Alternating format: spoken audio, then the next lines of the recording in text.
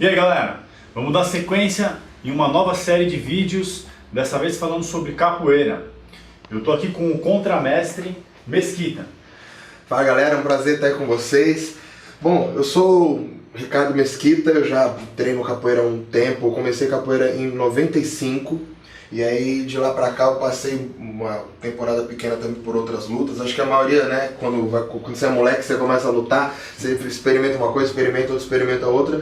Eu acabei gostando mesmo, ficando na capoeira e ficando no jiu-jitsu. Hoje eu sou professor de jiu-jitsu também. Então eu vou mesclando aí as duas coisas que foram talvez as artes que fizeram me apaixonar e ficar nelas por mais tempo aí, desde 95. Então tô na capoeira seguindo o aprendizado. Ah, legal. Bom, então, nesse primeiro vídeo a gente vai estar falando um pouco sobre os estilos de capoeira e ao mesmo tempo a gente vai estar contando a história da capoeira, né?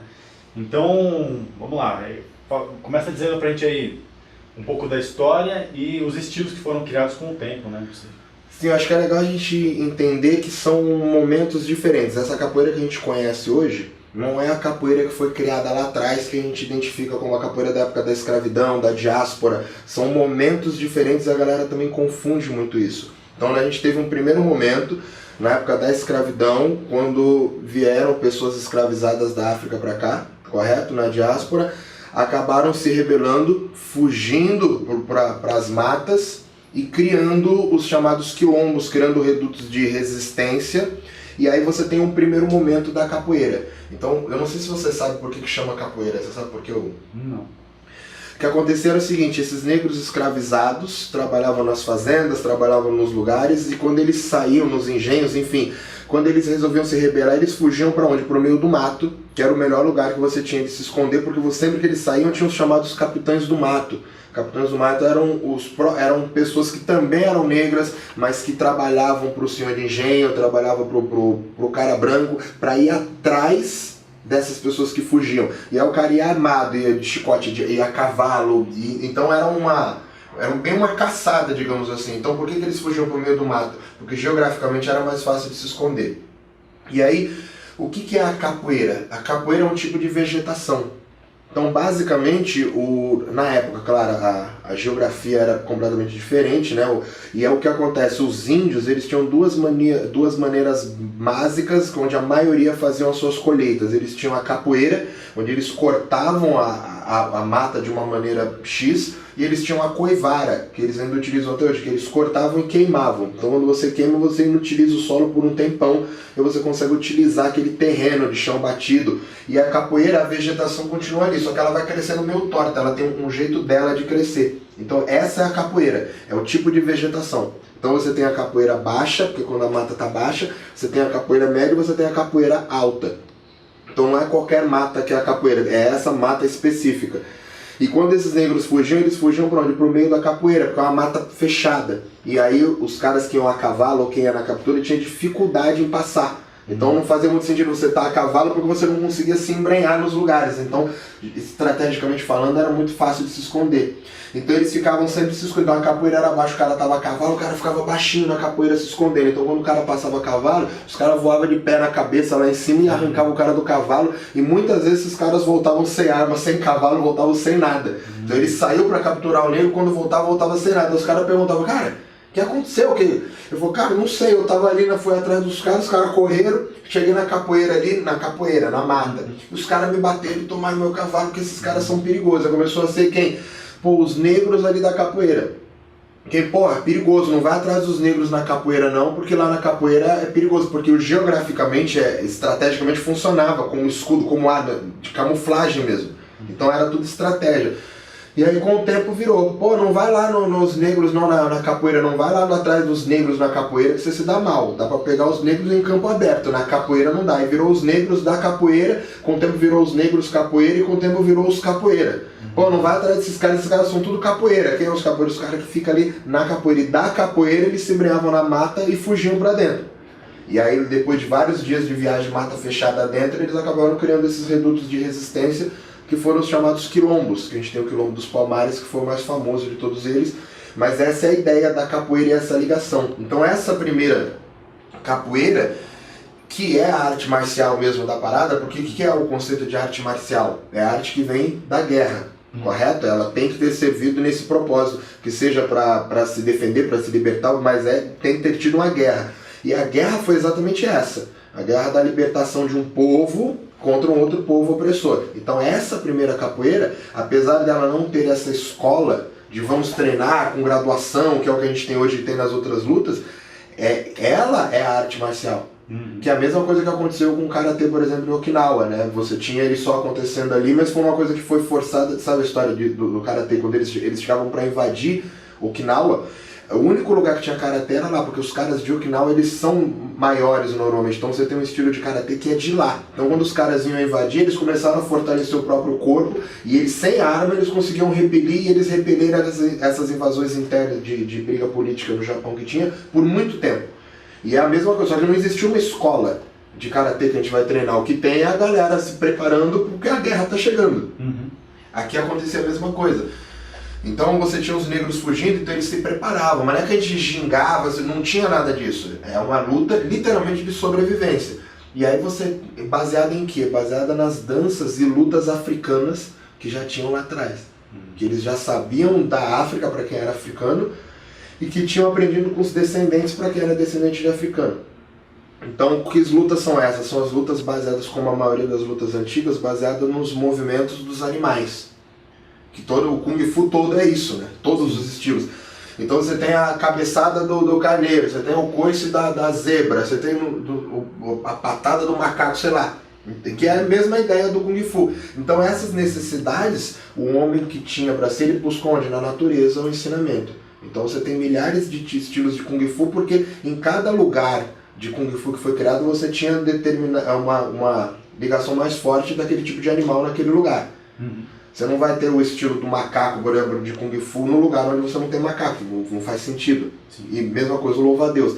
E a capoeira é a mesma coisa, então eles começaram a pegar esses movimentos dos animais. Quais animais? Os animais da savana, os animais que... Aí que entra a discussão toda.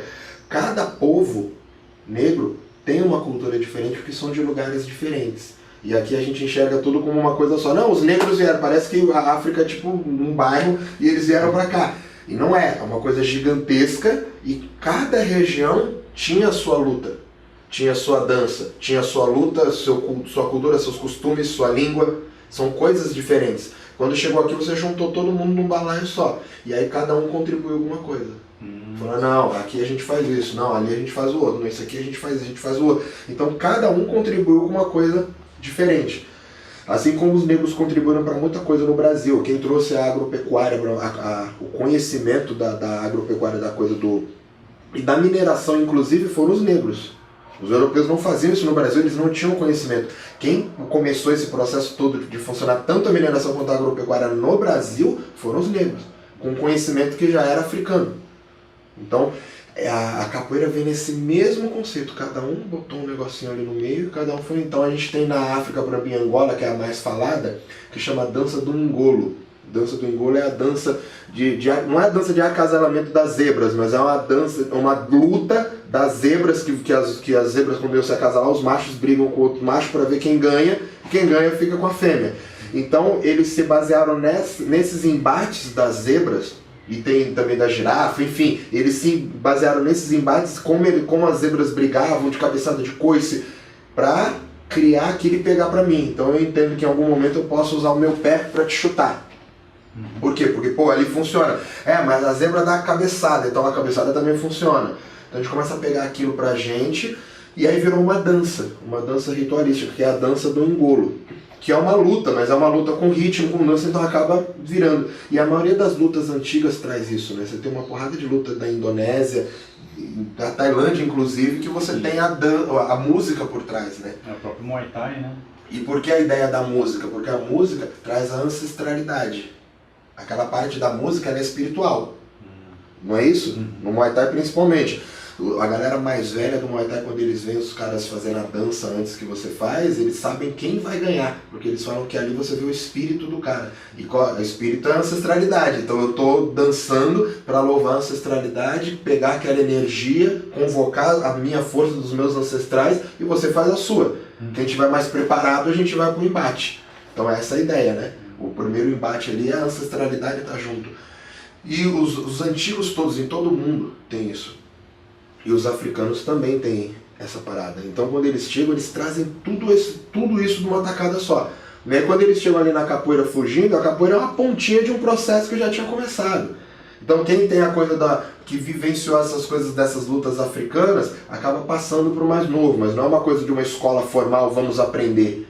Né? Você tem que fazer assim, você tem que fazer essa. Então o pequeno tá vendo o mais velho fazer, o mais novo tá vendo o mais velho fazer, pô, isso aí funciona, ele vai lá, vai identificar na cabeça dele, vai treinar, vai pensar como ele vai fazer, não existia algo formal, mas era uma coisa de sobrevivência. Então não tem regra, não tem estilo. Imagina o cara vindo com uma espingarda pra te dar um tiro com um chicote na mão com um cavalo, você para na frente do cara e começa a gingar. Isso não faz sentido, não tem funcionalidade. Então essa ginga, ela não existia. Ou se existia, ela serviria para quê exatamente? Não dá. Mas eles camuflavam o estilo de luta na dança? Não, então, são processos diferentes, né? Porque a dança serve para quê numa luta de sobrevivência, na hora da porrada? Para que serve? Aí não. Não serve. Então, porque ela serviria na capoeira? Não serviria, ela não entra ali.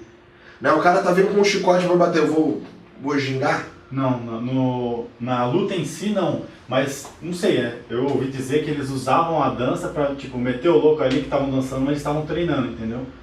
Então... Faz sentido isso, não? Não sei, eram 16 horas de trabalho forçado por dia, sem comer, bebendo água uma vez por dia. Você acha que rola um treininho no final do dia? Então. É mais ou menos isso, só que quando a gente olha hoje parece que é meio romântico, né? Não, eles pegavam a dança deles nas cesaras e eles treinavam com outro fingindo. O cara trabalhava 16 horas por dia. Era proibido tudo isso daí. Então essas festas, quando tinham de fato, não eram quando os negros se divertiam. Era quando os senhores de engenho queriam ver as festas dos negros, pra eles se divertirem. Falaram, toca aí o negócio de vocês aí que eu quero ver. Aí cachaça pra todo mundo e botavam os negros pra fazer o que eles queriam ver.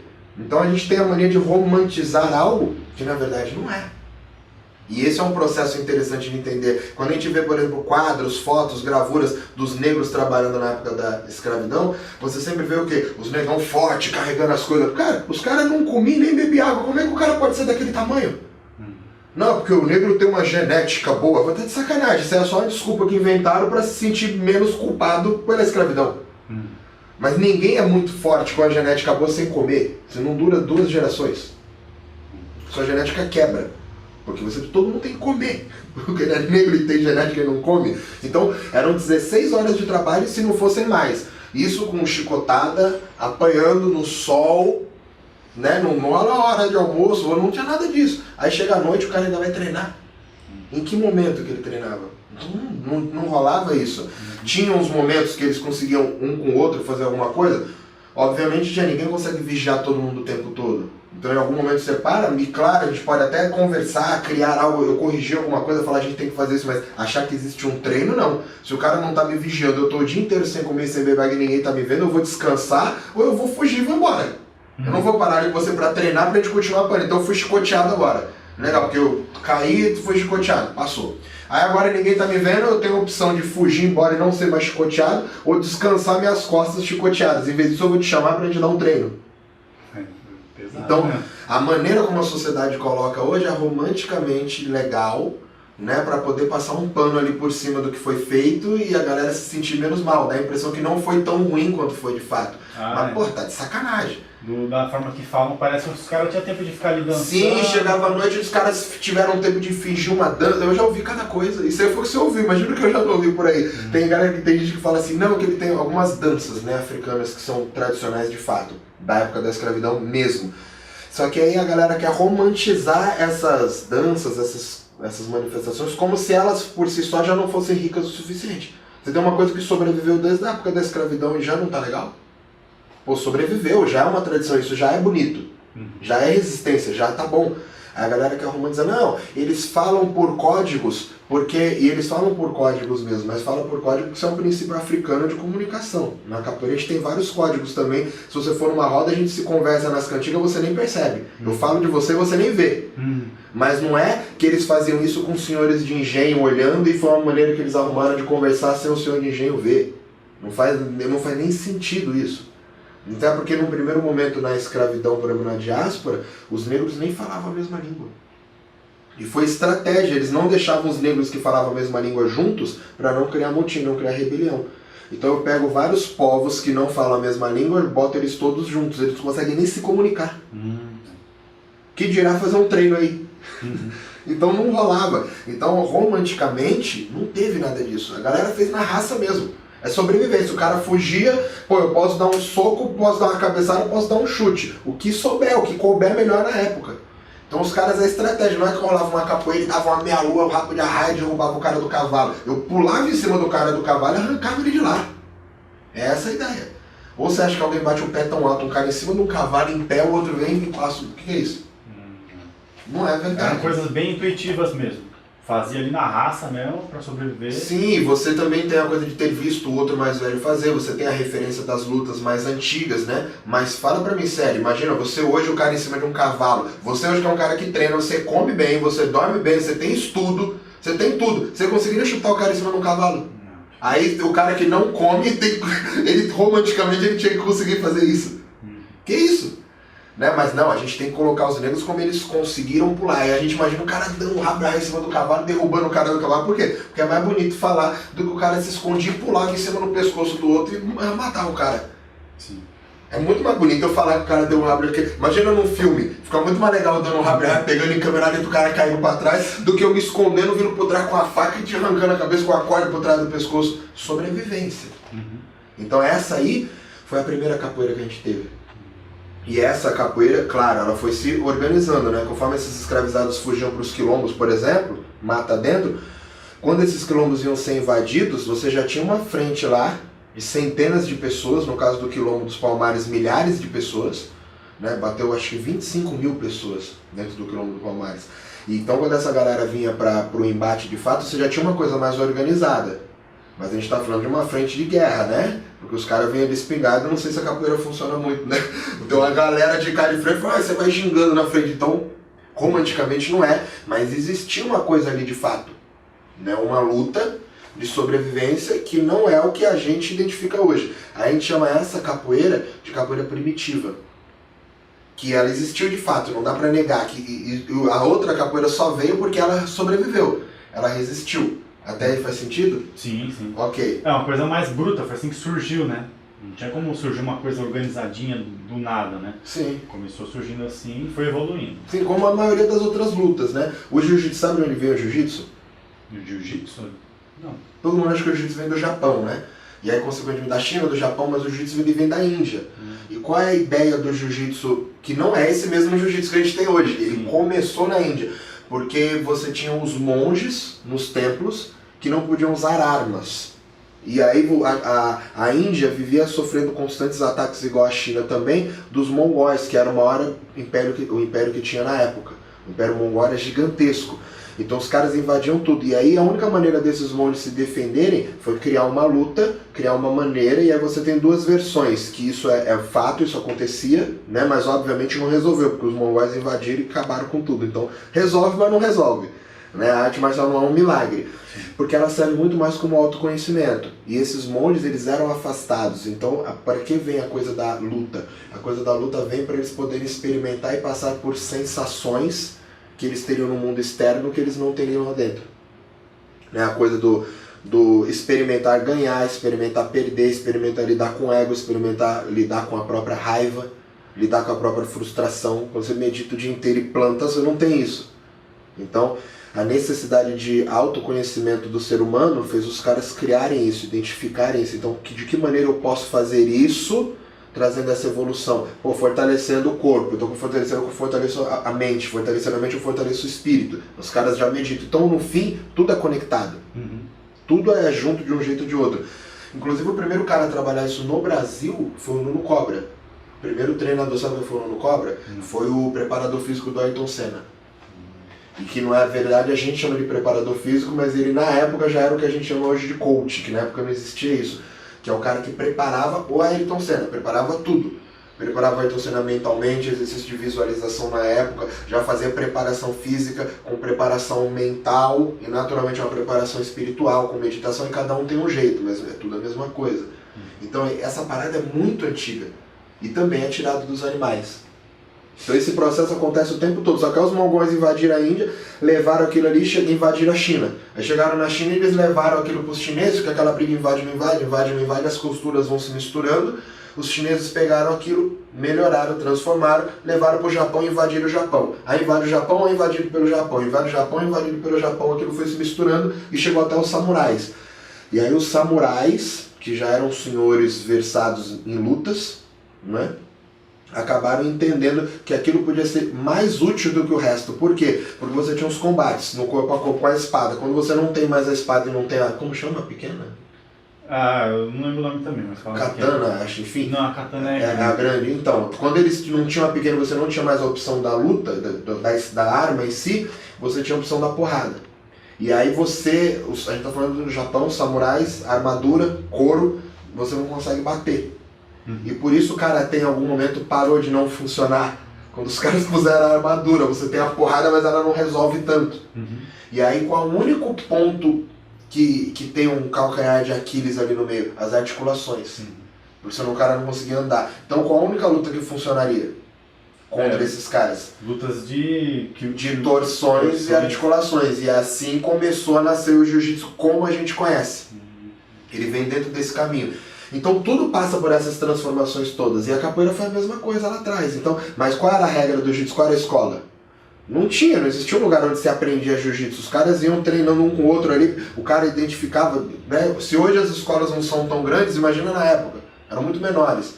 Então os caras iam entendendo cada um a sua maneira, né? E claro, você com seu amigo você acaba treinando, a gente com o outro chama ele, nós três vamos treinando, nós quatro vamos treinando, mas é isso aqui. Não existe uma escola sobre como fazer. Existem os caminhos e cada um vai experimentando.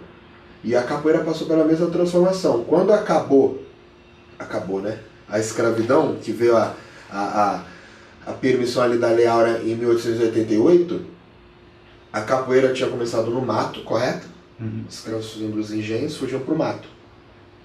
Acontecia, quando liberou, você pôde ter pessoas ex-escravizadas fazendo o quê? Fazendo a grande migração, ganhando as grandes cidades.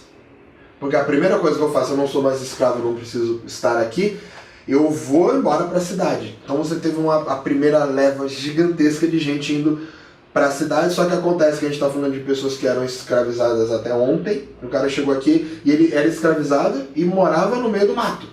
Quando ele chega na cidade, não tem nada aqui que você possa fazer, que você saiba fazer, que a gente usa aqui. Você sabe carpir, você sabe plantar, você sabe colher, mas a gente não tem comida aqui, a gente não planta. A gente traz a comida de lá para cá. Você era o cara que fazia a nossa comida lá. Agora você está aqui, isso já é um problema. Né? Então você já está errado. E aí agora você ainda quer que eu te dê um trabalho. Quer dizer, como eu vou te dar um trabalho, eu ainda tenho que te pagar por isso. E aí começa a ter um problema. Exatamente o que você pode fazer? Nada, você não é qualificado para a nossa sociedade branca que colocamos dessa maneira. Então acabar com... O que os caras fazem? Falam, porra, eu não tenho mais o que fazer. Preciso comer, tenho minha família. O que eu vou fazer? Porra, eu vou bater nas pessoas, vou roubar as pessoas. Né? Mas é um problema da capoeira do negro? Não, é um problema da sociedade, né? Enfim, que não deu condições para quando essas pessoas vieram. Você liberta as pessoas, mas você não dá condição. Você liberta, mas você não fala para ela. Você liberta a pessoa no papel, mas você não dá um lugar para ela.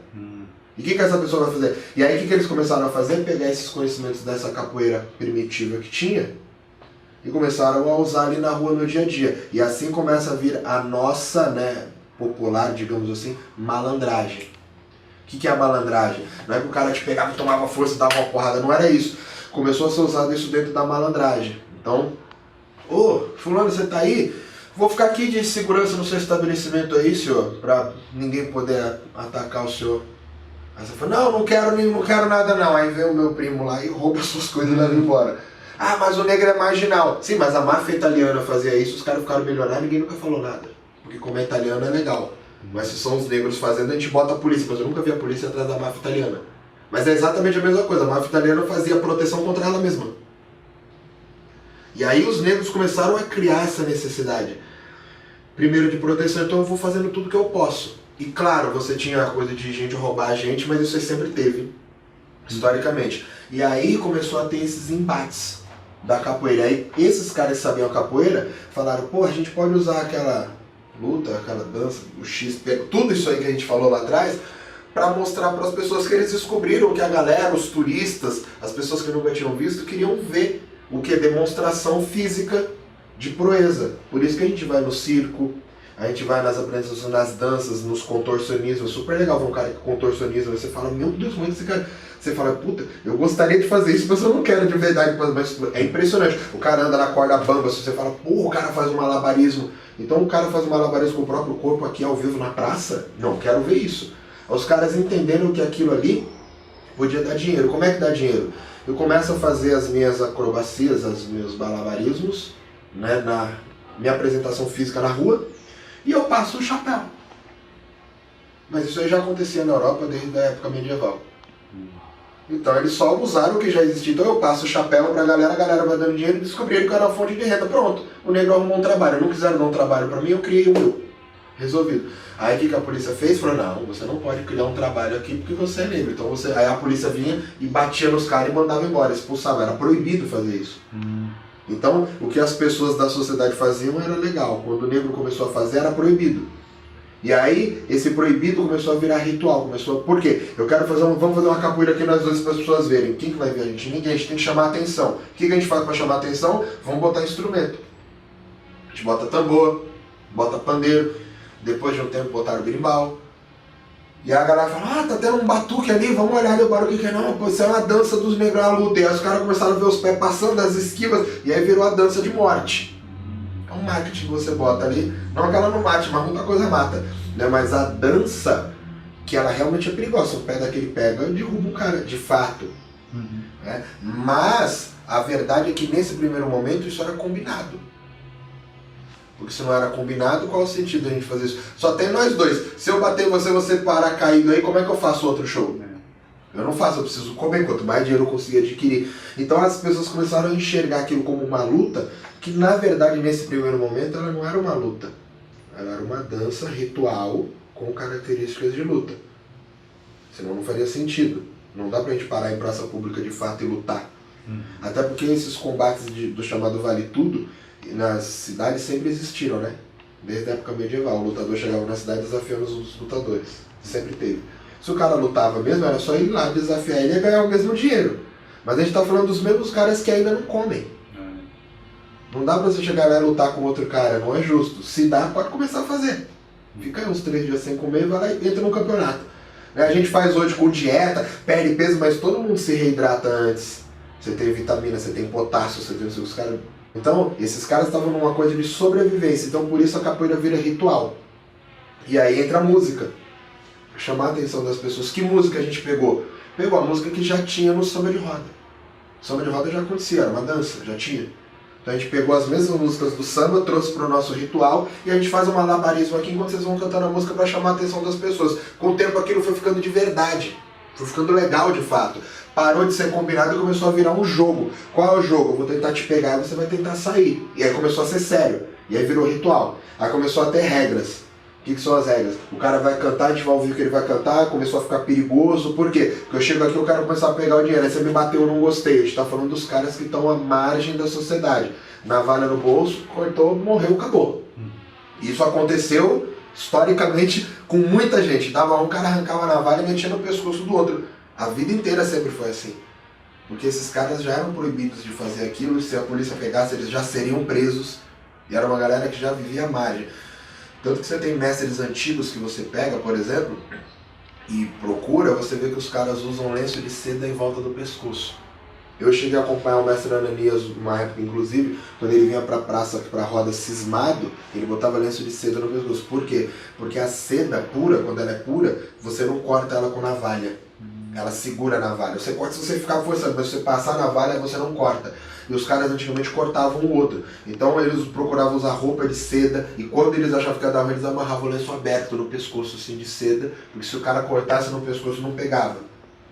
Então você já tinha essas preparações todas. E desse processo, a gente está falando de Bahia, chegou no Rio de Janeiro, e no Rio de Janeiro se incorporou a malandragem carioca, que vem crescendo nesse, que é o malandro de branco, todo de terno, aquilo ali é só Rio de Janeiro. E é um malandro, figura do malandro carioca. E aí o que os caras fizeram? Esse cara começou a trabalhar, de fato, na segurança, né, dos lugares, na segurança das mulheres que se prostituíam, que os caras começaram a ser cafetão e ia ficar mais perigoso ainda porque o outro também é. Então no fim todo mundo tem uma navalha guardada. E aí os caras começaram a criar mecanismos. Você tem um monte de história, o cara que botava navalha no chapéu, o cara que botava navalha na coisa do paletó aqui embaixo na manga. Tinha cara que, e isso parece que tem até técnica para isso, os caras amarravam navalha num negócio de elástico que ficava na axila do cara. O cara ficava botando, então o cara quando foi pra ele ficava conversando com você, ele ficava sempre de braço fechado aqui. E aí você mexia, ele puxava, você não via e ficava ali a noite inteira. Qualquer problema que desse, o cara jogava pra trás, a navalha descia no elástico, então ela não caía. A hora que ela batia, ele puxava de volta e cortava os caras. Então os caras foram criando várias técnicas. E aí, a gente tá falando do cara que tá ali na rua, na malandragem, que é da capoeira, né? E o outro também. Então quando o cara passa na navalha, o outro começa a ter o quê? A necessidade de esquiva. Que você não tem tanto nas outras lutas, você tem até no boxe, mas nas outras lutas você não tem. Você vai me bater, eu vou bloquear, eu vou te dar uma navalhada, você vai pôr a mão. Então a necessidade de esquiva começa a ser mais necessária do que em todas as outras. Porque começa a ter todas essas coisas. E aí começa a vir a demonstração de habilidade. Então uma necessidade vai se juntando no ritual que já tinha. E as coisas vão se misturando. E aí vai se criando uma nova capoeira. Que é o que a gente entende por capoeira hoje. Que não é nem a capoeira de hoje, mas foi onde ela começou a se formar como ritual. E aí começa a vir essa confusão toda, uma dança, uma luta disfarçada na dança, dança disfarçada na luta, mas na verdade são coisas diferentes. São momentos da história diferentes. Né? Chegou uma hora, porque a capoeira parou de ser proibida. Você não era mais, antigamente você era preso por fazer capoeira na rua. Os caras que pegavam fazendo capoeira, você ia pra cadeia. Ia quebrar pedra, 2 anos de detenção em Fernando de Noronha. Tá no código, tá até hoje, inclusive no Código Penal, tá escrito lá. E aí você tem esse processo todo acontecendo em vários momentos diferentes, então eles vão trazer coisas diferentes. Aí a gente tem a formação da capoeira, aí começaram a vir as rodas de capoeira. Você pegou esses capoeiristas de fato, que eram capoeiristas, que iam pra roda não mais para ganhar o dinheiro, isso também, sempre teve, mas eu ia mais lá para me destacar como o capoeirista. E aí não era uma escola, era a pessoa indo lá se destacar como capoeirista. Você tem gente de todo tipo na roda. Você tem cara que trabalha na estiva. Os caras que trabalham na estiva trabalham de carregar coisa o dia inteiro pra cima e pra baixo. Então os caras são muito fortes e brabo, bruto. Aí você tem o cara que trabalha na região do prostíbulo, o cara tá sempre armado. Você tem o outro que trabalha de carregar coisa. Isso, enfim, tem gente de todo lado. Então você tá jogando com o cara pode te arrancar uma navalha a qualquer momento. Então a capoeira passou a ser uma coisa perigosa, de fato. E daí, se ela é perigosa, quando eu chego na capoeira eu começo a ter que prestar atenção em outras coisas que eu não preciso nas outras lutas. Você chega num campeonato de jiu-jitsu, de kung fu, do que quer que seja, tá, as pessoas, tudo bom, fulano, como é que tá? Tudo bom, vamos lutar, depois vamos, boa luta pra você. Porque você não quer machucar o cara, você quer ganhar dele. Né? Na capoeira o cara pode estar tentando te matar. Hoje em dia não mais na formação, mas como isso acontecia lá atrás, era outra coisa. Então, o cara tá ali, mas o cara tá sendo cínico comigo porque ele tá com raivinha de mim, porque semana passada eu derrubei ele e peguei o dinheiro. E nada impede esse cara porque não tem um órgão regulador, a gente tá falando de rua. Nada impede esse cara chegar hoje e me meter a faca e me meter na vaga, como aconteceu diversas vezes. E aí a capoeira é introduzida no meio sindical, primeiro no meio político, depois no meio sindical. Então você tem a capoeira em todos esses lugares. A capoeira está totalmente ligada na criação do frevo em Recife, por exemplo, que é outra capoeira. Aqueles movimentos do frevo que eles colocam são movimentos de capoeira, disfarçados na dança do frevo. Por quê? Porque os capoeiristas estavam ali. Por que eles estavam ali? Quem pagava antigamente as bandas, eu não sei como chama, a comissão do frevo para vir dançar nas marchinhas, eram os políticos.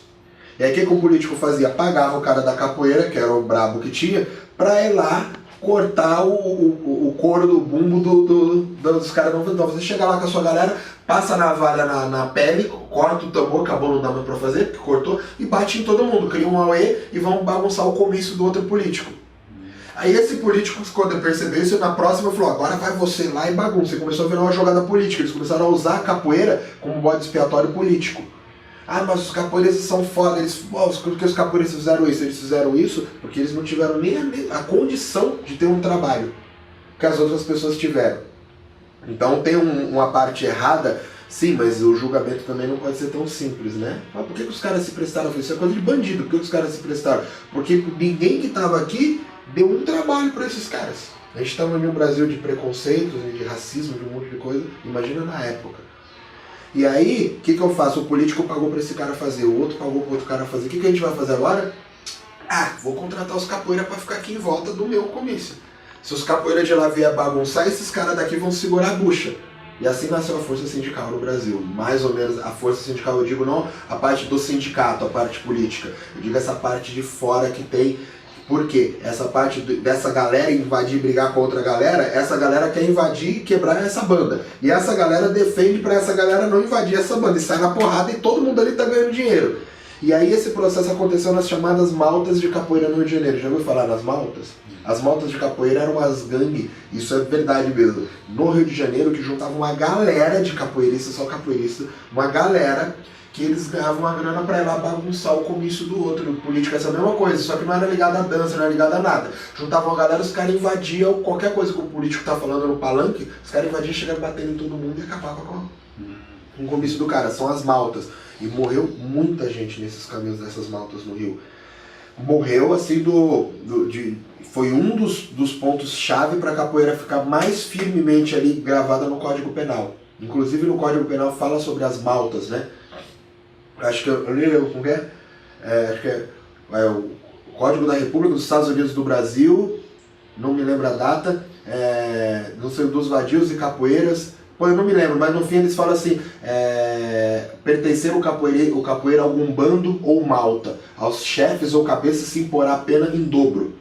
Então você tinha já essa coisa das maltas muito preocupante pelo Império, a galera já tava, a República já tava todo, tanto no Império quanto na República já dava dor de cabeça para os caras. Então a própria sociedade criou, e esse balaio todo trouxe a capoeira como a gente conhece. E dentro disso ela acabou florescendo coisas boas.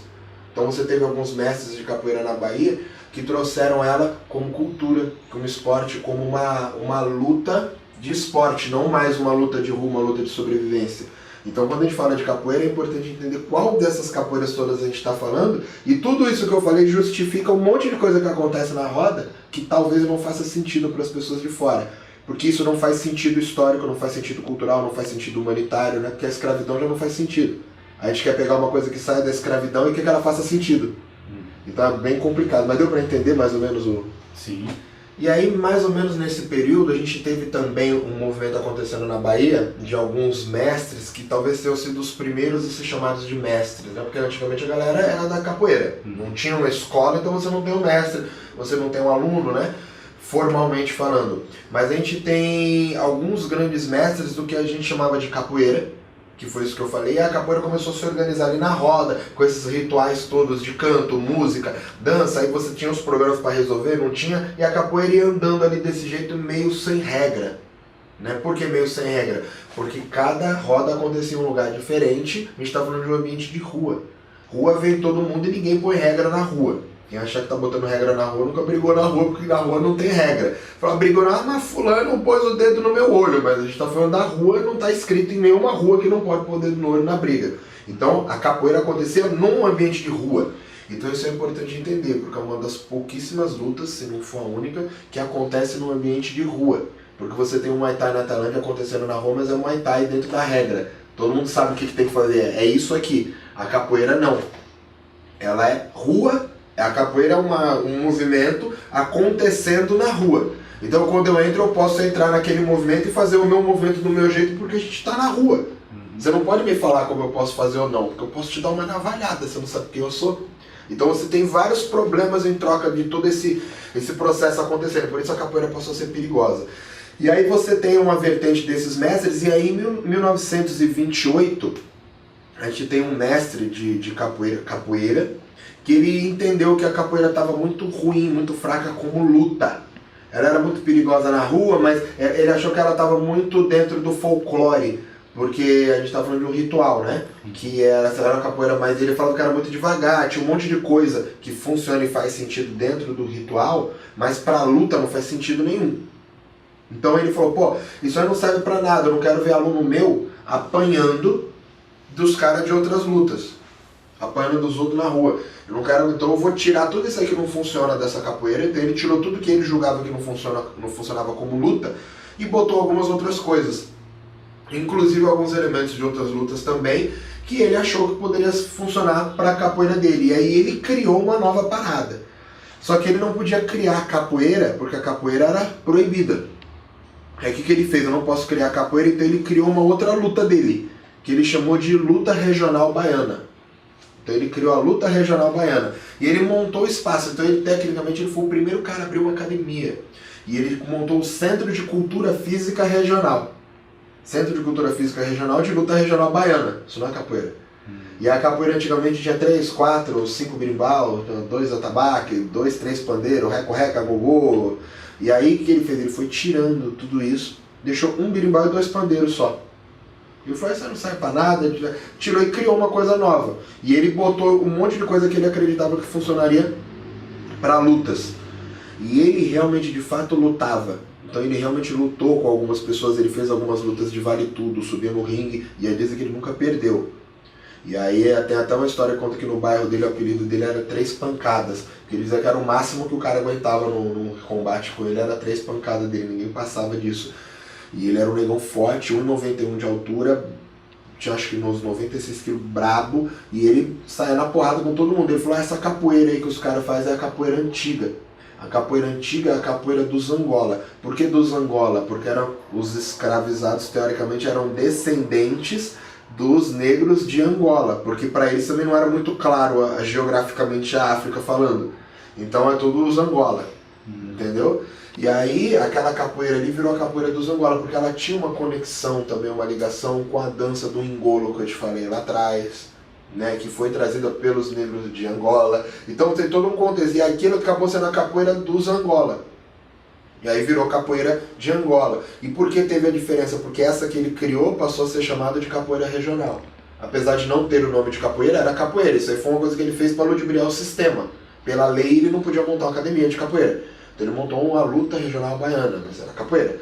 Então virou a capoeira regional. Por que regional? Da região da Bahia. Porque era a luta regional baiana, a luta da região da Bahia. Então ele criou a capoeira da região da Bahia, que era uma capoeira mais voltada para a luta. Ele começou a falar que os outros caras eram tudo frouxo, mas parece que ele batia em todo mundo mesmo, então ninguém nunca entrou em atrito com ele, e era isso. Acabou. Então ele não foi mais lá na dos caras, parece que teve até uma reunião, ele conversou com todo mundo, falou, ó, cara, a gente tem que montar uma parada nossa, os nossos alunos não pararam. Os caras, ô, Biba, deixa disso, cara, tá criando coisa. Ele falou, cara, a gente tem que criar nossos alunos pra bater nas pessoas. Os caras, não, para com essa parada, vamos fazer nossa dança aí, tá super legal, vamos ganhar dinheiro. Aí ele falou, ó, o negócio é o seguinte, tô saindo da sessão frouxo, vou montar minha parada. Saiu e montou, e ficou em atrito com os caras. Então viu, você tem a capoeira Angola, que era a capoeira tradicional. Por que tradicional? Porque ela é mais velha. Você tem a capoeira regional. E aí entra o que a gente entende hoje. Uma tem característica de dança e a outra tem característica de luta. Tem característica de luta. Ela não é luta, só luta. Ela é também luta. Não é isso? Você luta um monte de luta aí, né? Você mesmo faz um monte de luta, correto? Instrumento musical serve para quem? Qual que é uma dessas lutas? Para nada, não faz sentido. E a capoeira do mestre Bimba tinha instrumento, então ela não era só luta. Ela era também luta, porque se fosse só luta não precisava do instrumento, correto? Não precisava. Ah, o Muay Thai tem a música antes, sim, aí tem uma música porque tem, antes da luta acontecer, tem a parte que você tem a louvação espiritual, ancestral, como várias outras lutas têm. Mas não na hora do vamos ver, que não tem ligação. A única luta do mundo que você tem uma conexão com o ritmo, que você luta ao mesmo tempo que a dança do ritmo vai te levando, é a capoeira, que é conectado, que é uma coisa só. Então não tem como ela ser só luta, porque ela tem que ter uma dança, tem que ter um ritual, tem que ter uma comunicação no meio do caminho, que é um princípio africano inclusive. Então eles não perderam, ele criou uma coisa nova, mas ele não tirou o elemento africano todo de dentro.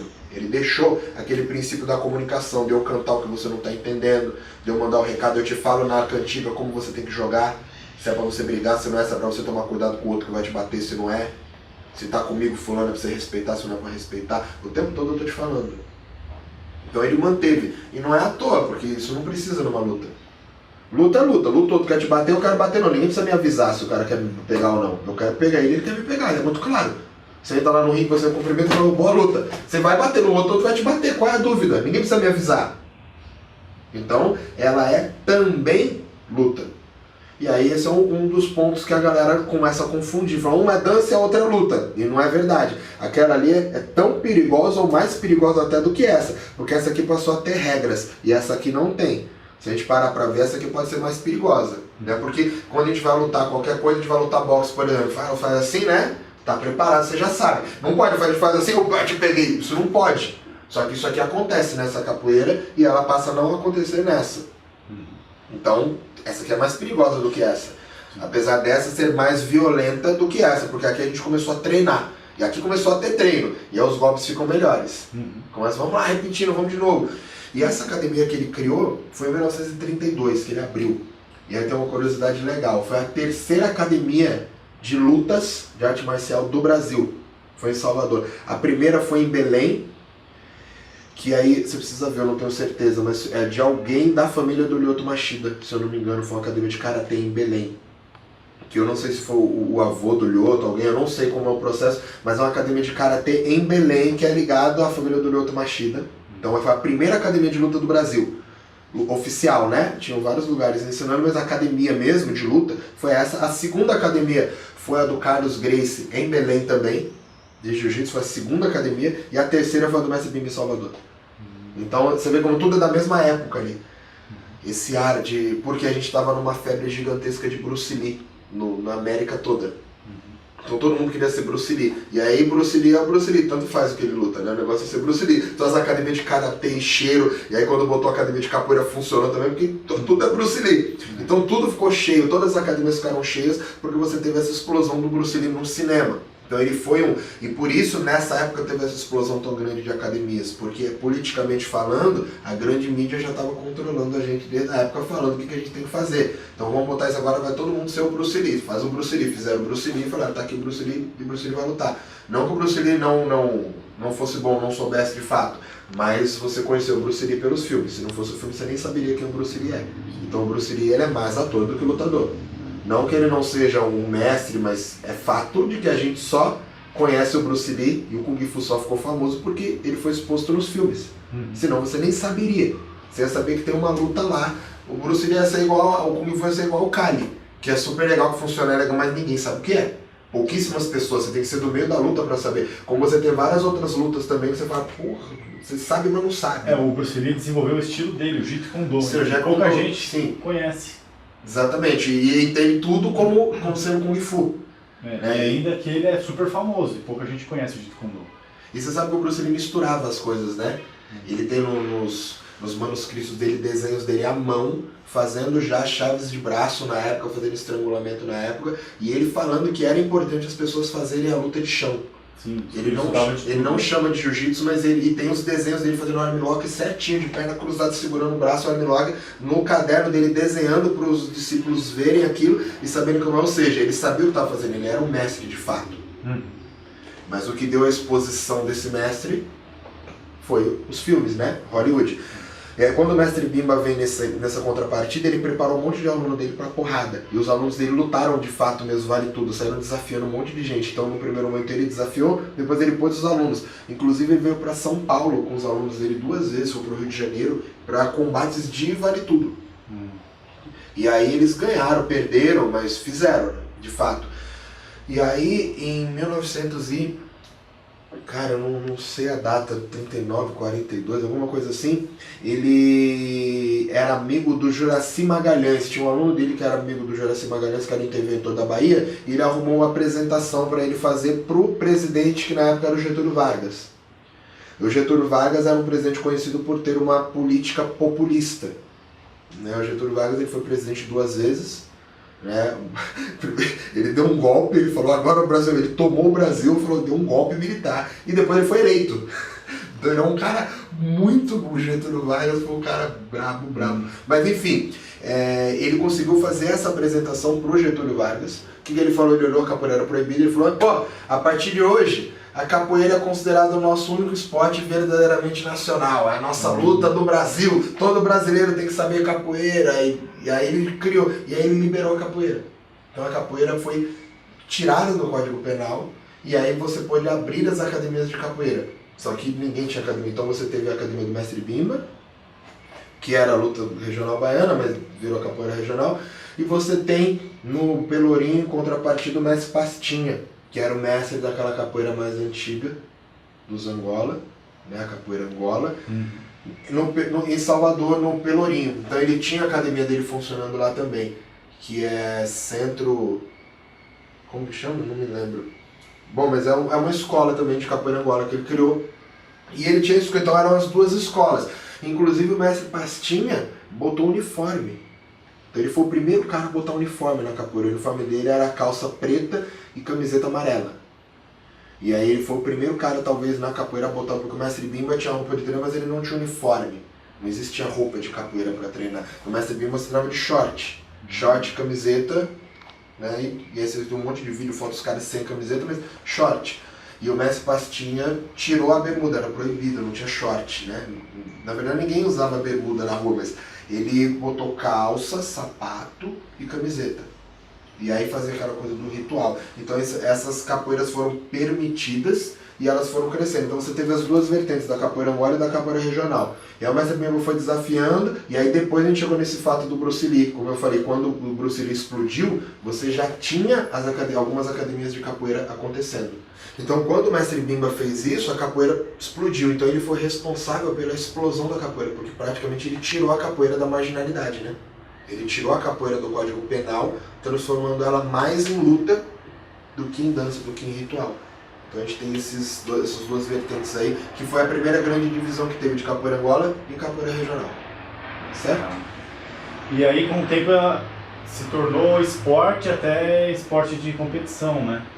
Então, ela foi evoluindo dentro desse processo, as rodas acontecendo, e aí você tem na década de... Claro, tiveram alguns campeonatos esporádicos, alguns eventos, mas você tem na década de 60 a explosão da capoeira. A capoeira já estava no Rio de Janeiro, já estava em outros lugares, estava em São Paulo inclusive, e aí você tem essa explosão da capoeira como luta. Por quê? Porque a gente tem a repressão militar em 64, você tem o golpe militar, e naturalmente quando os militares chegam no poder eles querem elevar a nacionalidade. Então eles deram força de fato para os esportes, para o Brasil inclusive ser uma potência. Então se criaram as federações, as confederações, e as federações de capoeira, as confederações, elas eram ligadas às federações de pugilismo. Então era uma pasta dentro da federação de pugilismo. Então a capoeira e o boxe eram muito ligados dentro desse caminho. E por isso, nessa época, a maioria dos capoeiristas de destaque faziam boxe também. Inclusive São Paulo e Rio de Janeiro. A maioria dos mestres de capoeira foram campeões. Quase todos lutaram a forja dos campeões. A maioria dos mestres da década de 70 lutou a forja dos campeões. E ganhou. Porque os caras já tinham uma experiência fora da capoeira. E a forja é o primeiro campeonato de boxe que você luta quando você começa, né, a lutar boxe amador. O primeiro campeonato oficial é a forja, que é a estreia, né? Você tem o estreantes, né? E aí você tem a forja. Então esse é o processo. Então todos eles passaram por isso, porque era uma coisa muito ligada. E as confederações e federações vieram, isso década de 60, final de 60, 70, e aí você começou a ter os campeonatos de capoeira, porque você tem várias federações apoiadas pelo governo, e aí você tem que mostrar a força do seu estado. Então cada lugar começou a criar e treinar os seus alunos para representar a capoeira, representar o estado lá nos campeonatos em si. Então você começa a ter uma evolução muito grande da técnica nessa época. Final de 60, começo de 70. E aí começou a ser voltado muito mais para a luta do que para qualquer outra coisa. Porque os golpes começaram a ter que ficar mais rápidos, mais fortes, e começou a ser luta de fato. Então a galera começou a treinar muito, e você criou várias seleções de cada estado, e esses combates aconteciam mesmo. Então você, o cara que era campeão brasileiro, ele era campeão brasileiro de fato, que ele jogava com a galera do Brasil todo, e aí faziam no formato, e aí ele era nocauteado, era um negócio sério. Hoje em dia não tem mais isso. Mas os caras iam jogar antigamente, era comum o cara sair com as pernas todas arrebentadas e nocauteado, e o cara que foi campeão nocauteou o outro na capoeira. Era assim. Depois de um tempo, quando vem a década de 80, você... Imagina, a gente está falando de 15 anos, né, de treino técnico, de evolução técnica. Então a capoeira ficou muito forte, muito fortalecida nesse ponto. Nessa época vem os abadás que a gente chama os abadás de capoeira. São as roupas de capoeira, que era uma roupa para treinar capoeira, que até então não tinha essa roupa, mas todas as lutas tinham uma roupa. Então os caras falaram, agora se eu tem que botar uma roupa aí de capoeira. Então eles resolveram pegar uma calça branca, que foi baseada na Marinha dos Estados Unidos, na Marinha Americana, e bota uma calça branca para treinar, que era feita de algodão no começo. Depois disso ela foi mudando, e acabou chegando na elanca, que é essa calça que você está aqui hoje, essa calça que você usa. Então foi nesse momento que essa calça chegou. Ela chegou entre 70 e 80. E aí começou a ter um uniforme para treinar. E aí, como eram várias escolas de capoeira, cada escola começou a ter a sua camiseta com o seu símbolo. Depois disso o símbolo passou para a calça. E aí você começa a ter a formação mesmo, uma coisa formal de várias escolas de capoeira. E esse processo vai acontecendo. Na década de 80 a gente tem uma virada nisso. Você começa a ter uma galera de Salvador vindo com um processo cultural diferente. Eles alegam que a capoeira ficou muito evoluída tecnicamente, de fato, só que a parte cultural tinha sido deixada para trás. Inclusive nessa época foram colocadas as graduações. E aí você tem grupo que usa corda para identificar, você tem grupo que usa cordão para identificar, tem grupo que usa cordel para identificar, que é como se fosse a faixa nas lutas, né? No jeito você tem a faixa, na capoeira a gente tem o cordão, a corda ou o cordel. É tudo a mesma coisa. São só linhas diferentes. Quando eu te vejo de cordão, eu sei mais ou menos de onde você vem. De cordel, eu sei que você vem de outro lugar. E de corda, eu sei que você vem de outro lugar. Ou deveria vir, né? Mais ou menos. Então é mais pra gente se situar. Só que a gente tá falando de vários estados, vários mestres, várias capoeiras. Qual que é o problema disso? Cada um faz do jeito que quer. O cara é mestre na academia dele e falou, não, a minha graduação eu vou fazer aqui porque eu sou mestre aqui, eu quero que o primeiro corda aqui seja a corda verde. Aí você vai botar a corda verde. Tem outro cara que falou, não, a gente aqui é a corda crua, que a maioria das pessoas usam. A corda crua que é sem nada. Aí você vai botando cor na corda. Falo, agora é amarela. Tem cara que fala, a primeira corda aqui vai ser amarela. Só que ele é mestre daquele grupo de fato, ele que criou. Como é que você vai falar pra ele que ele não pode botar aquilo naquilo que ele criou? Porque até então você tinha uma coisa na década de 70, que você ainda tinha os militares no poder, você tem as confederações, e quais foram as primeiras graduações colocadas? As cores da bandeira do Brasil, o que faz sentido. Então era verde, amarelo, azul. Aí você trança verde, amarelo, verde, azul, amarelo e azul. E aí quando você vai trançado você já é graduado. E aí depois você vai botando branco. Aí você tem as cores todas misturadas, aí você tem todas essas cores com branco, aí depois você tem amarelo e branco, verde e branco, sei lá. E aí você, até chegar no branco, eles vão mudando, mas dentro do caminho, é que isso foi mudando também, dentro das cores da bandeira brasileira. Verde, azul e branco. Então é uma graduação que faz sentido, e como era esporte nacional, todo mundo tinha que usar. Ponto. E tinha uma galera, que foi essa galera da década de 80 que reclamou, que era contra. Falou, cara, eu não vou nesses campeonatos e eu não vou botar a cor de bandeira de Brasil nenhuma, porque o Brasil não me representa, eu não represento o Brasil, meus ancestrais vieram trazidos à força, apanhava, não comia, não bebia água, não fazia nada disso. Você vem falar pra mim agora que eu tenho que ter orgulho do Brasil, o Brasil não me deu nem trabalho, não me deu nada, eu não sou a favor do Brasil não, não vou botar a cor do Brasil, eu vou botar outra cor que me representa. Então aí você tem gente misturando, pegando as cores, por exemplo, das culturas de matrizes religiosas. Então você tem cara pegando cores do candomblé e trazendo para dentro das graduações da capoeira. Ah, mas é errado misturar? Na verdade, se você for pegar as cores da graduação do judô, do jiu-jitsu, foi baseado nisso também. Tem um conceito espiritual por trás também. Só é de uma outra maneira. Mas tem um conceito. Só que aqui isso é mais incisiva, mais forte. Então tudo é muito ligado. No fim, tudo é meio que conectado à natureza. Tem uma explicação. Né? Mas como é oriental, pode. Como é brasileiro, não pode, porque a macumba faz mal. E aí a galera começou a falar, não, essa coisa de macumba não pode. Eu falei, mas a macumba mas é a minha escola, aqui é a minha casa, eu que fiz, e eu quero ver quem vai vir aqui. E o cara é brabo mesmo, ele para lá e fala quem vem aqui. Ninguém vai lá falar nada pra ele. Tá feito uma graduação. Aí vem outro cara e fala, aqui na minha casa é assim, e eu quero ver quem vai falar. Só que esse cara é brabo. Você não vai lá falar nada pra ele. Aí ele faz na academia dele do jeito que ele quer. E aí você tem 10 caras bravos fazendo isso. Desses 10, cada um deles forma 10 alunos. A gente já tem 100. 100 pessoas, cada um fazendo de um jeito diferente. Porque eu posso, se o meu mestre fez desse jeito, eu posso fazer do jeito que eu quero. O cara briga, começa a ir e monta de outro jeito. Para não fazer igual ao mestre dele, ele faz de outro jeito. E aí faz sentido você ter as cores na bandeira do Brasil e faz sentido você não ter. As duas vertentes estão certas. Só que essa galera que trouxe a coisa da cultura falou que eles estavam evoluindo muito o treino e matando a parte cultural. Eles tinham matado a musicalidade da capoeira, matado o toque do berimbau. Lembra aquela coisa da comunicação, de eu cantar pra você? Você tirou isso aí, perdeu na capoeira. Eles falaram, cara, a gente tem que resgatar isso aí lá de trás, porque isso aí foi a parada afro-brasileira lá de trás, que os nossos ancestrais deixaram pra gente. Então a gente tem que resgatar essa coisa da capoeira mais antiga, buscar os mestres antigos que estão vivos ainda, ver como era, como eles faziam pra gente tentar reproduzir, pra gente voltar nas tradições, né? Nas nossas origens. Foi isso que os caras falaram. Então era uma contrapartida. Esses caras inclusive eram contra a graduação. Falaram, não tem que ter graduação nenhuma, que negócio de graduação é uma coisa oriental, a gente não é oriental, não tem que ter graduação, negócio de faixa, a capoeira não precisa de faixa, eu não quero graduação nenhuma. Aí os caras falaram, não, mas tem que ter graduação para organizar, os caras têm que organizar, o outro não tem que organizar. Começou a ter esse conflito todo. Todo mundo tá certo nesse jogo. Todo mundo. São duas vertentes de pensamento diferentes. Só que isso fez criar uma bagunça dentro desse sistema. Por que uma bagunça? Porque quem era a favor de usar a corda com o cordão com as cores da bandeira? Era a galera que tinha acesso à política. Quem tinha acesso à política?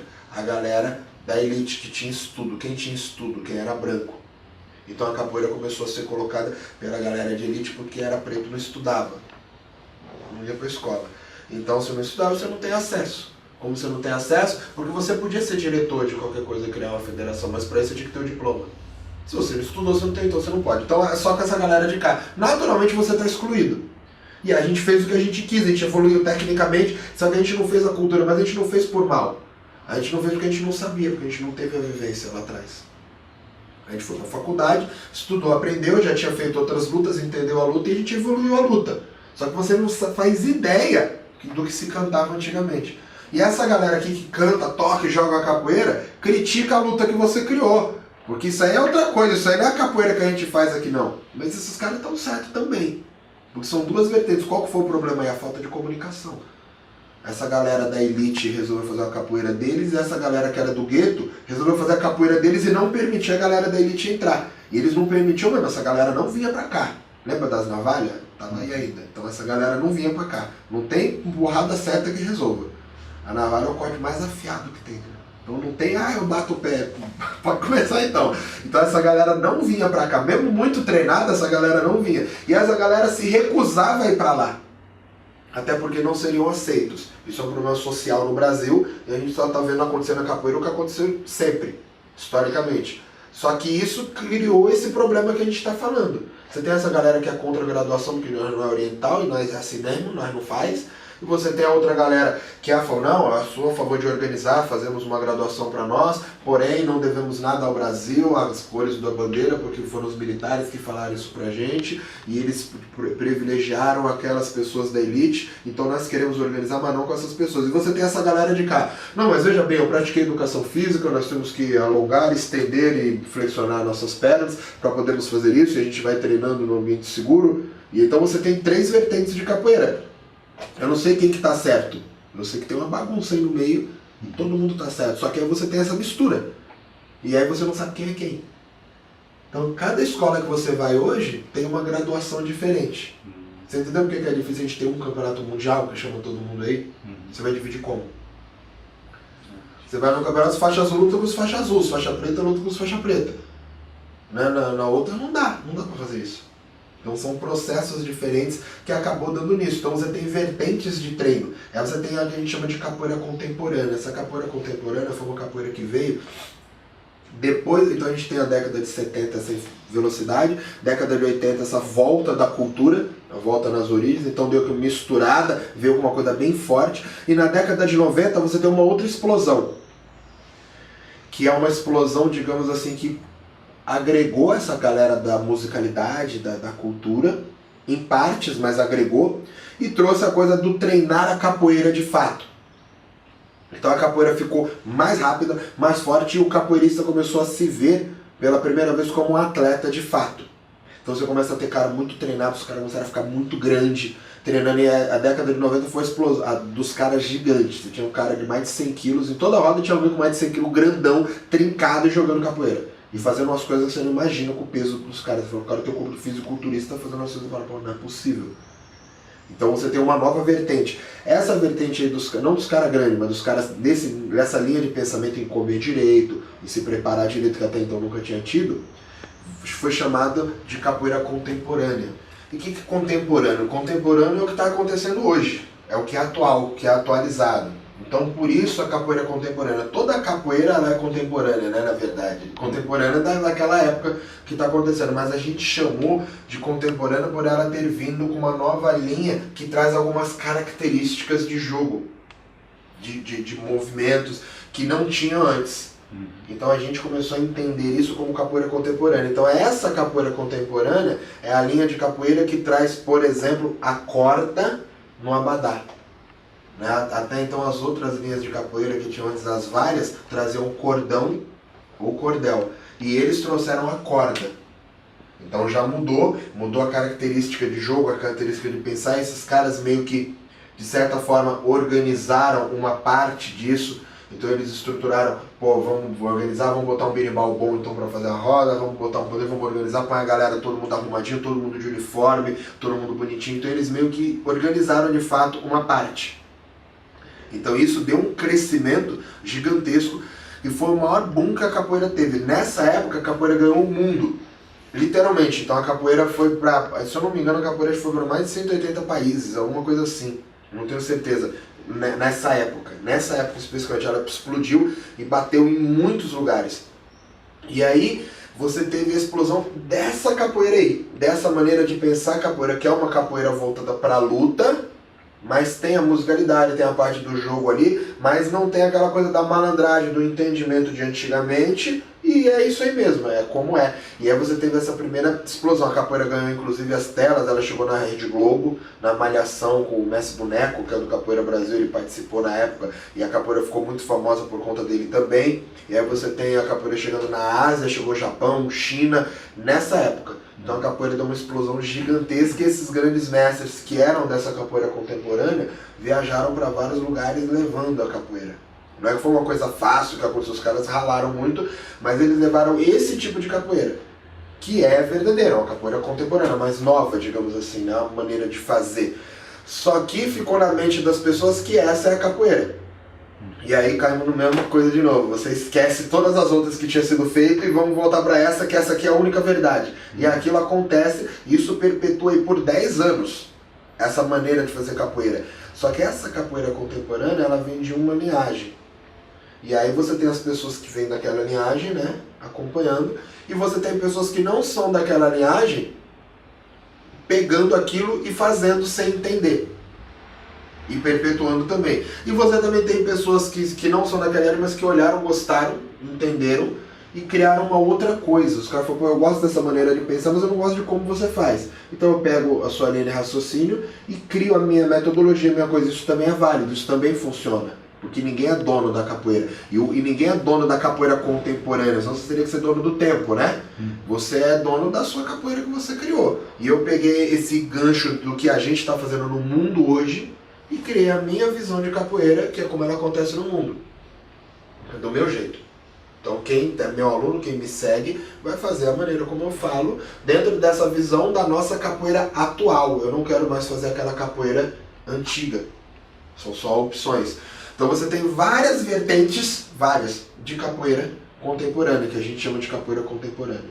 E isso dura até 2000 e pouquinho. Então deu um pouquinho mais de 10 anos aí desse. E foi uma guinada gigantesca. E aí você tem a criação dos grandes grupos, os mega grupos. São grupos com milhares de pessoas filiadas no grupo, centenas de academias no mundo todo. É uma coisa gigantesca, gigantesca. E de 2000 e pouco pra cá, isso começa a quebrar. Essa vertente, essa tendência dos grandes grupos começa a cair. Por quê? Porque foi uma bolha que foi crescendo e a galera começou a entender que alguns grupos gigantescos não tinham uma estrutura de fato como eles acreditavam. Então essas pessoas que eram a base da estrutura começaram a sair. Então essas estruturas começaram a quebrar, eles saíram e começaram a criar outras escolas, outras vertentes de capoeira contemporânea também. Então você teve esse desmembramento e aqui essa história de grandes grupos, mega grupos, foi caindo e você começou a ter vários médios grupos e vários pequenos grupos, cada um pensando de um jeito. E aí você tem mais graduações chegando de mais maneiras diferentes. Qual que é o único problema disso? Não é a graduação em si, são as graduações sem lógica. Porque essas graduações não são ligadas numa lógica. Tem muita gente que tem a graduação ligada numa lógica. Tem uma lógica, qual é a lógica da sua graduação? É isso, isso e isso. Mas tem gente que não se preocupa nem com a lógica. O cara botou essa corda, não, porque, sabe o que é? Meu mestre gostava dessa corda aqui. Mas minha mãe, quando eu era pequena, ela me botava, tinha uma camiseta que eu gostava, mas eu boto a cor. E aí eu vou criando uma coisa que não tem uma lógica, né? E aí você tem essa coisa sem lógica sendo reproduzida. E aí você cria mais problemas ainda. E aí você vai ficando longe, cada vez mais longe de uma realidade de unificação, de ser uma coisa só. Mas eu também não estou falando que tem que ser uma coisa só, porque você viu o tanto de capoeira de pensamentos diferentes que todo mundo está certo. Então talvez ela não tenha que ser uma coisa só, como o Kung Fu não é uma coisa só, e ninguém fica querendo juntar o Kung Fu. Cada estilo é tudo Kung Fu, mas cada estilo é o seu, né? O louva-a-Deus vai fazer assim, o tigre vai fazer não sei o que, a cobra vai fazer não sei o que. É isso e acabou.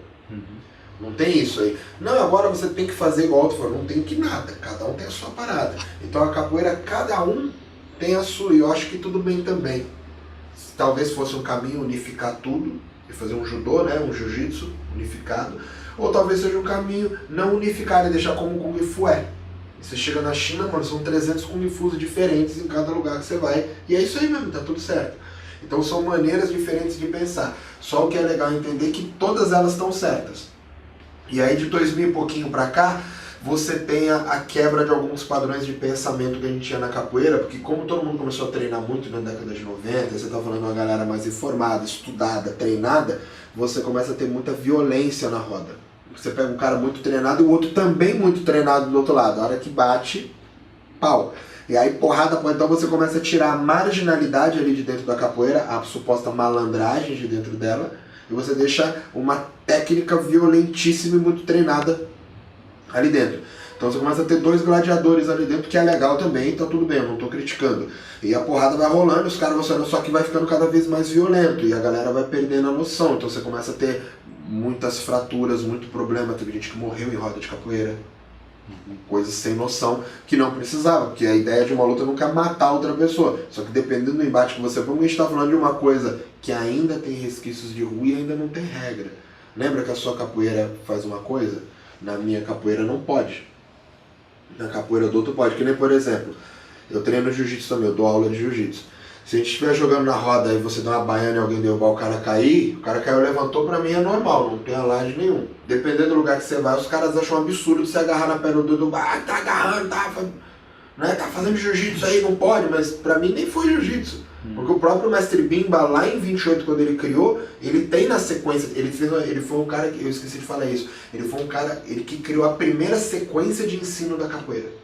Tem até hoje lá, tá escrito, tem uma sequência de ensino. São 8 sequências de ensino. O que você tem que fazer para se graduar? Tá escrito lá. E tem a baiana, que ele chama de arrastão, que é a double leg, né? Ele entra na perna e derruba. Então, será que é daí que veio o nome baiana? É, porque antigamente quando os caras lutavam, o pessoal do jiu-jitsu, eles lutavam muito contra a galera da capoeira, né? A galera da capoeira sempre encarou os caras, sempre só na porrada. E aí não tinha o nome da double leg, né? E não tem ainda. Mas a galera que era da capoeira fazia muito isso, de pegar na perna. Então ele falava, pô, vai fazer a baianada. O que é a baianada? A baianada é aquilo que o baiano fazia, porque os capoeiros eram tudo baiano. Então o que os baianos faziam? Os baianos faziam a baianada. E a baianada virou a baiana. E aí ficou tão popular que a própria galera do jiu-jitsu começou a usar como baiana. Mas é baiana porque era o golpe usado pelos baianos. Legal. E aí tem todo esse... E o próprio jiu-jitsu acabou adotando, né? Porque na verdade é double leg isso. Não tem outro nome, né? E tem vários tipos de double leg, mas tudo é double leg. Tem vários tipos de single leg, tudo é single leg. E na capoeira a gente chama de baiana, no jiu-jitsu chama de baiana, mas o mestre Bimba botava como arrastão. Você arrastava a pessoa. Baiana simplesmente, tá na perna e derruba. Mas pra mim aquilo é normal, e já tinha em 1928. Como é que o cara hoje vira pra mim e fala que isso não é da capoeira? Ele não tem. Só que na casa dele ele faz o que ele quer, né? Então se aqui na minha casa não tem, é a minha regra. Já que sim, a capoeira chegou aí num processo até de competição, né? Sim. Então deve ter um padrão de regra, né? Não. Mais ou menos, não? Não. Nem pra competir? Não, então as competições nessa época da década de 70, você não pode o que você não pode num desporto comum. Você não pode puxar o cabelo, você não pode pôr o dedo no olho, você não pode chutar partes baixas. O resto você pode. Hoje em dia, como é que é? Hoje em dia as competições caíram um pouco, tem menos, e você tem competições mais setorizadas. O que são? Você não tem mais essas competições onde você pode nocautear o outro. Dificilmente tem, não é que não tem, mas dificilmente tem. E você tem algumas nichos de competições que fazem parte de alguns momentos, que a capoeira, o jogo da capoeira é subdividido em vários jogos diferentes, várias maneiras diferentes. Então tem um momento que a gente vai liberar da porrada. E tem um momento que eu não posso te bater. Tem um momento que você não pode gingar em pé, tem que ficar tudo no chão. Tem que ser só ali no chão. Tem um momento que a roda vai ficar pequenininha, a gente tem que jogar um com o outro sem bater nas pessoas e sem trombar um no outro. Que é um jogo de habilidade, a demonstração de habilidade. Tem hora que a roda é grande, tem hora que é pode dar pulo. Então são vários momentos. Então você tem alguns campeonatos desses vários segmentos. Então tem o campeonato de agora que é, sei lá, é a benguela. Benguela é um tipo de jogo que os contemporâneos têm, que você joga lá, é que ninguém sabe explicar qual que é, então não sei te explicar porque eles não sabem explicar, mas você tem que ficar jogando ali, eles dizem que você tem que fazer ponto, tipo jogar na lotérica, não sei como é, mas enfim, a brincadeira é, você não pode bater no outro, né, mas é uma luta, então eu não sei como é que eu ganho sem bater no outro, mas não pode bater. Aí você faz o que? Você tem que botar o pé no outro, aí você bota o pé no outro, mas aí não vale, então é meio confuso, mas tem esse campeonato aí, não é comigo, não sei explicar. Quem ganha, quem não ganha, Não como é que faço ideia. Mas dizem que pra você ganhar você tem que marcar o ponto, né? Mas não tem um lugar escrito onde é a pontuação. E tem um juiz lá que vai falar, ele marcou. Deveria ter um juiz que marca o ponto, mas não tem esse juiz e não tem uma pessoa lá que escreve, lá tem uma regra aqui pra você marcar o ponto. Que nem você vai lutar taekwondo, né? Você bate na cabeça ou no colete, né? É, você tem um objetivo. É o ponto, aqui tantos pontos, ali tantos pontos. No boxe, aqui tantos pontos, aqui tantos pontos. Então aí lá eles falam, não, aqui você tem que marcar o ponto, mas não é muito claro assim onde marca ponto. Olha, mas se eu fizer assim é ponto? Eu falo, não, mas aí não. Ah, mas se eu fizer assim não, aí é ponto. Então não tem muita. Mas existe isso aí. Não é comigo. Você vai trazer outra pessoa pra perguntar. Aí você tem os campeonatos daquela tal da capoeira Angola lá de trás. Que é a capoeira tradicional, que é um jogo mais fluido, dentro de uma característica de jogo da malandragem ali no meio, então ela pode ficar pequenininha, grande, então você tem que jogar dentro daquilo. Aí tem um jogo de dentro, que a gente chama que é tudo pequenininho, apertado, você vai jogando um dentro do outro sem esbarrar e sem bater nas pessoas que estão em volta. É uma maneira também de fazer. Então você tem vários subnichos dentro disso. Aí você tem o campeonato que é da capoeira do mestre Bimba, da regional mesmo, que era do jeito que ele fazia. Então você tem que fazer os movimentos que ele fazia lá, com a sequência dele, do jeito dele, na característica dele. Inclusive tem um monte de levantada técnica, que a gente chama de negativa. E tem todo um porquê também. Então tem todo um contexto por trás. Então isso é muito legal, esse entendimento. E você tem vários subnichos. E aí você tem, por exemplo, um campeonato mundial que acontece hoje em dia no Azerbaijão, não é comigo também, e acontece lá no Azerbaijão, campeonato de capoeira mundial, né? Capoeira brasileira no Azerbaijão.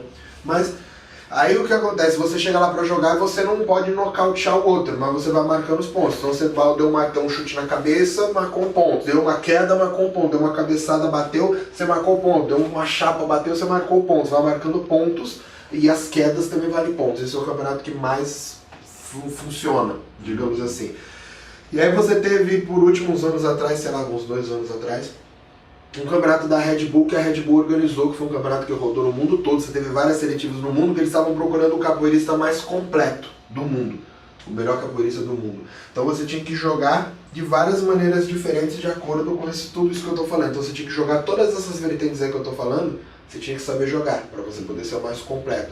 E aí tiveram várias seletivas em vários lugares, e a última foi em Salvador, como deveria ser, porque o Campeonato Mundial de Capoeira tem que ser na Bahia, né?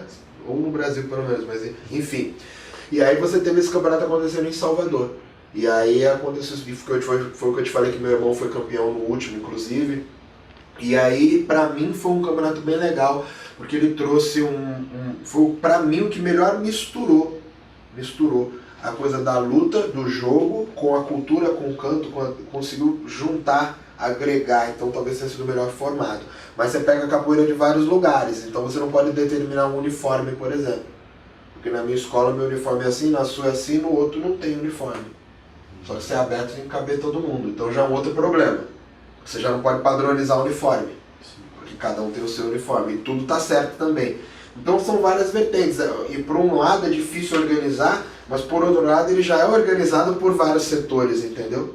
Cada um tem aquilo que vai buscando. Tem um cara que gosta mais da parte da cultura, Então ele tem a capoeira lá onde ele pode ir no lugar, não tem mais tem parte de lugar que vai ter a parte musical. Então o cara pode ir naquela capoeira ali que ele vai trabalhar a parte, tem a capoeira toda, mas vai dar um foco na parte musical. Tem cara que quer lutar.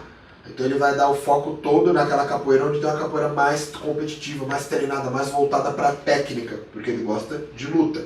Então são vários, e eu acho que é legal isso, né? Poder ter cada um e buscar o seu caminho, né?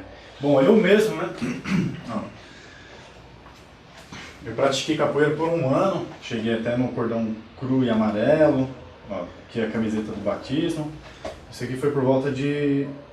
Estava escrito aqui em algum lugar. 2013. Onde é que tá? Aí, ó, 2013.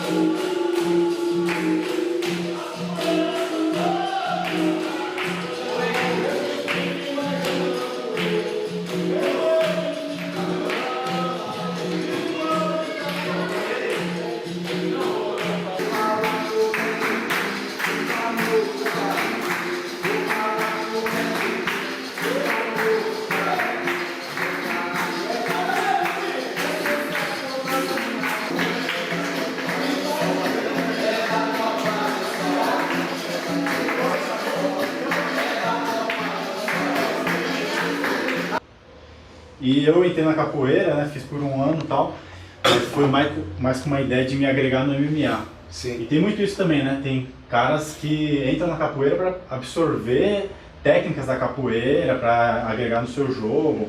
Você é professor de jiu-jitsu, aposto também que você utiliza a capoeira, alguns movimentos de capoeira no seu jogo de jiu-jitsu, nem que for a consciência corporal, alguma coisa que você trouxe da capoeira para o seu estilo também, né, sempre agrega, né.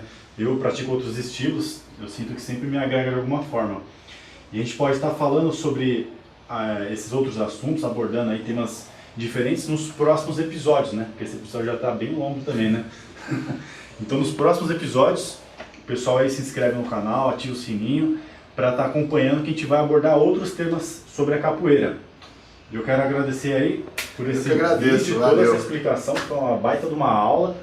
Se quiser deixar seu contato, o pessoal quiser conversar com você sobre aulas, pode falar aí. Deixa. Bom, galera, quem quiser procurar ali, acho que o caminho mais fácil é o Instagram, acho, né? Aliance com 2 L's, Aliance SP Centro. Então quem quiser dar uma olhadinha lá para conhecer um pouquinho da academia, conhecer nosso trabalho, tanto de jiu-jitsu quanto de capoeira. Acho que é isso, só tenho a agradecer. Obrigado pela oportunidade de estar aí. E vamos ver se o próximo vai ser um pouquinho mais ativo, vai ser mais legal, né? Porque esse foi um episódio de introdução mesmo, né? Pra gente poder estar explicando tudo isso, né? A parte histórica, que eu acho super importante. E não é todo mundo que conhece, porque eu mesmo não sabia nada da parte histórica. Eu só tinha ouvido falar algumas coisas assim.